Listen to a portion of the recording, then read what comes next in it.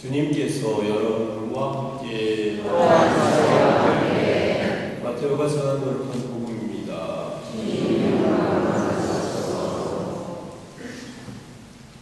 그때 예수님께서 제자들에게 말씀하셨다. 눈은 눈으로, 이는 이로 하고 이르신 말씀을 너희는 들었다. 그러나 나는 너희에게 말한다. 악인에게 맞서지 마라. 오히려 누가 네 오른뺨을 치거든 다른 뺨마저 돌려대어라. 또 너를 재판에 걸어 내 속옷을 가지려는 자에게는 겉옷까지 내주어라. 누가 너에게 1000걸음을 가자고 강요하거든 그와 함께 2000걸음을 가져오라. 달라는 자에게 주고 꾸려는 자를 물리치지 마라. 내 이웃을 사랑해야 한다. 그리고 내 원수는 미워해야 한다. 고 이루신 말씀을 너희는 들었다. 그러나 나는 너희에게 말한다. 너희는 원수를 사랑하여라. 그리고 너희를 박해하는 자들을 위하여 기도하여라. 그래야 너희가 하늘에 계신 너희 아버지의 자녀가 될 수 있다.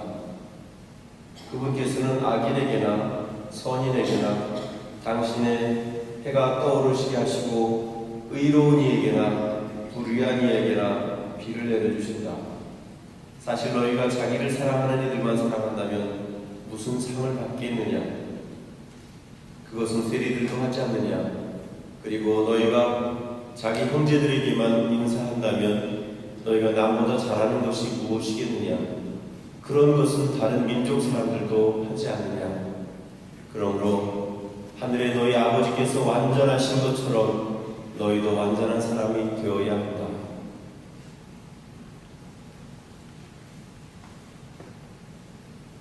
주님의 말씀입니다.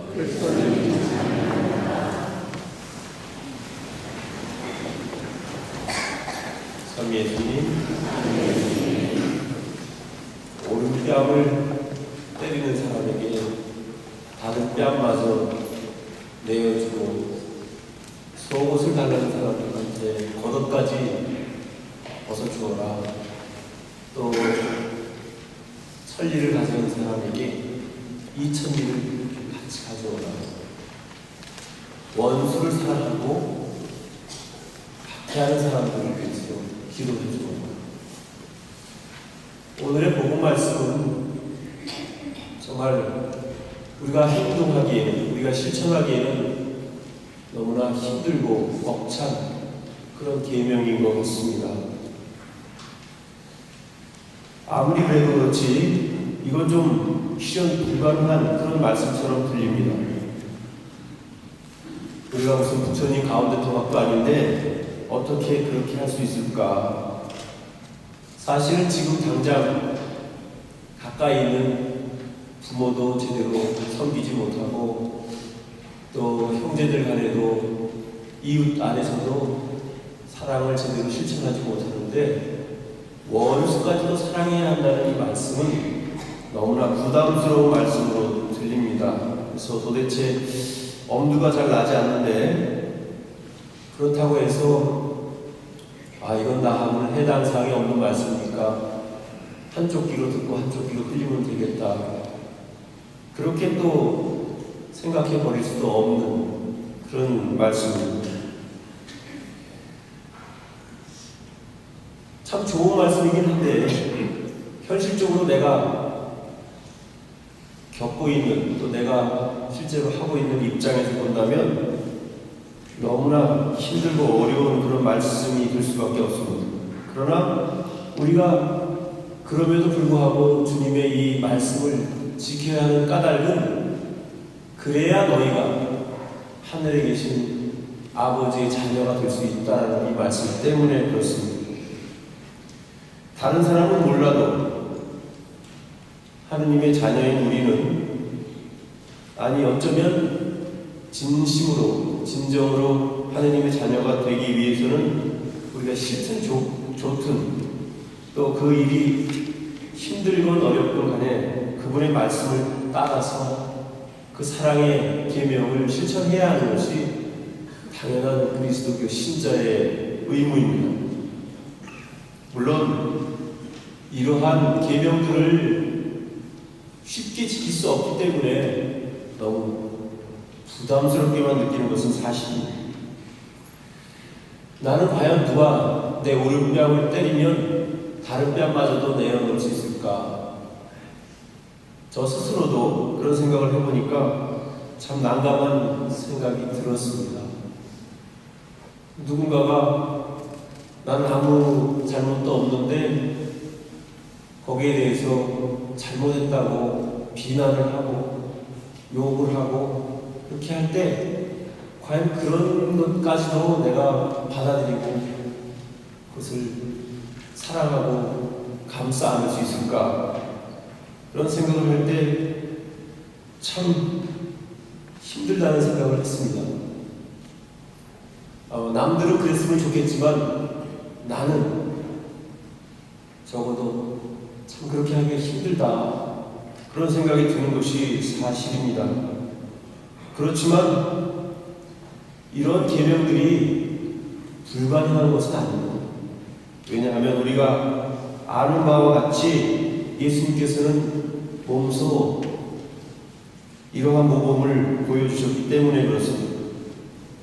그분이 우리에게 이런 말씀을 해주신 것이 가치가 있고 의미가 있는 것은 그분이 말만 한 것이 아니고 실제로 당신이 스스로 보여주셨기 때문에 가치가 있는 것입니다.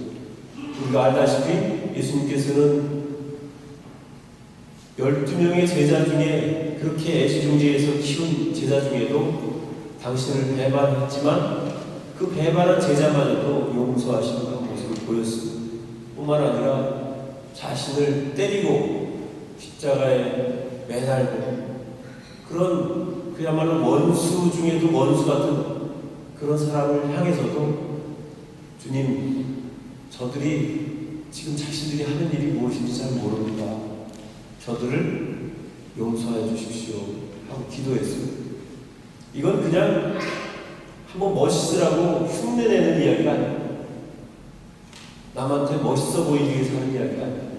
죽음을 앞둔 그 순간에 과연 자기를 해친 그 사람들을 용서하는 마음을 가질 수 있을까? 그러나 예수님께서는 그렇게 하셨어요. 왜? 그 길만이 유일하고 참된 길이기 때문인 것입니다.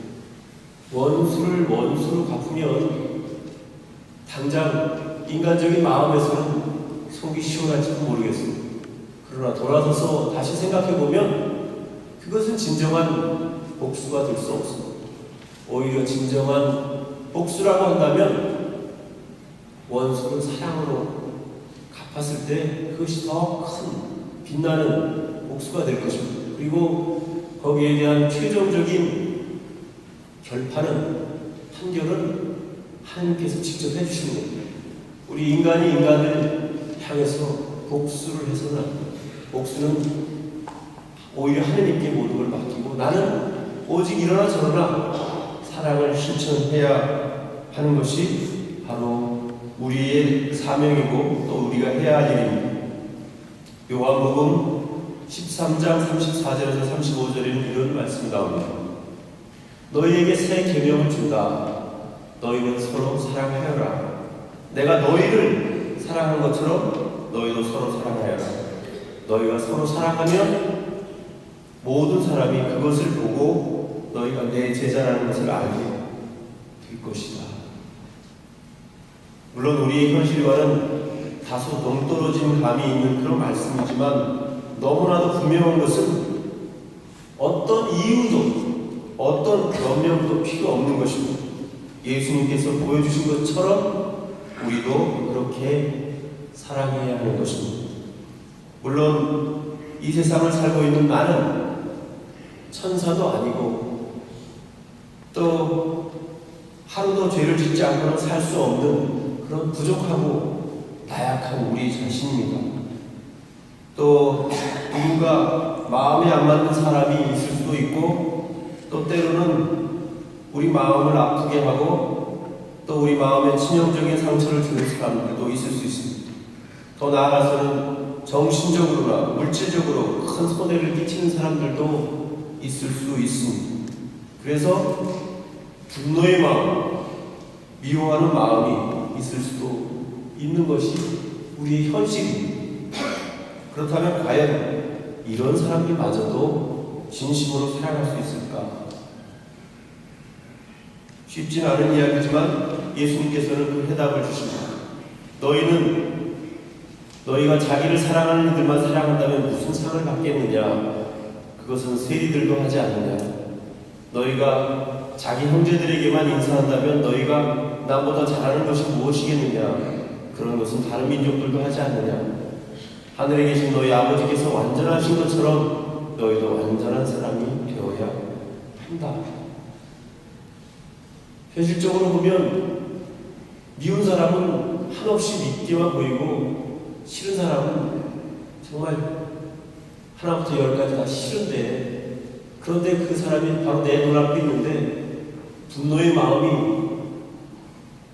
있는데 그것을 어떻게 극복할 수 있을까? 힘들기는 하지만 그래도 우리는 그것을 극복하려고 노력을 해야 됩니다. 물론 지금 당장 되지는 않겠죠. 그러나 조금씩 우리가 완전하신 하나님을 닮으려고 노력하는 것, 그것이 신앙인이 가져야 될 기본적인 자세이고 방향이 아닐까 하는 생각이 듭니다. 이렇게 제가 말씀을 드려도 마치 남의 이야기처럼, 마치 꿈결 같은 그런 이야기로 아련하게 들릴지 모르겠습니다. 원수를 사랑하고 박해하는 자들을 위해서 기도하라는 이 주님의 말씀을 우리는 과연 어떻게 실천하려고 노력할 수 있을까?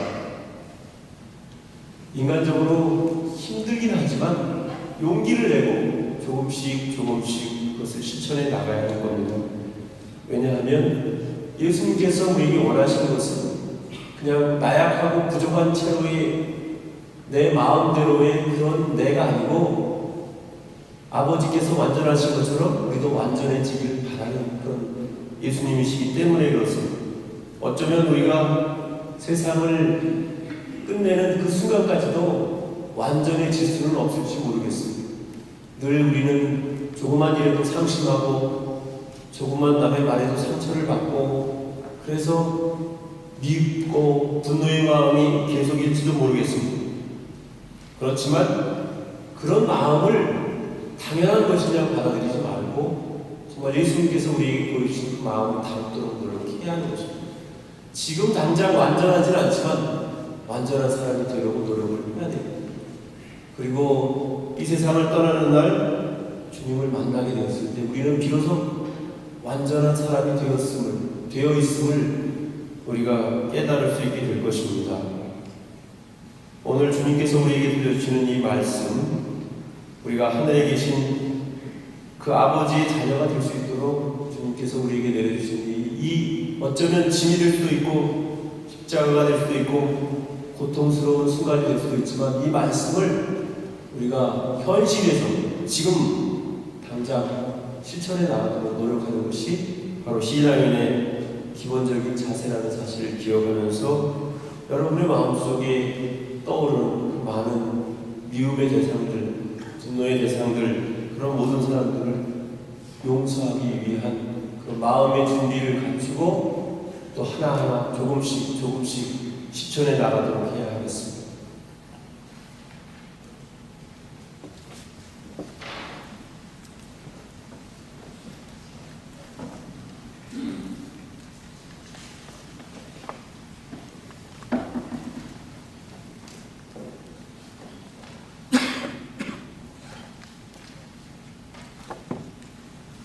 보험성과는 41번이며 41번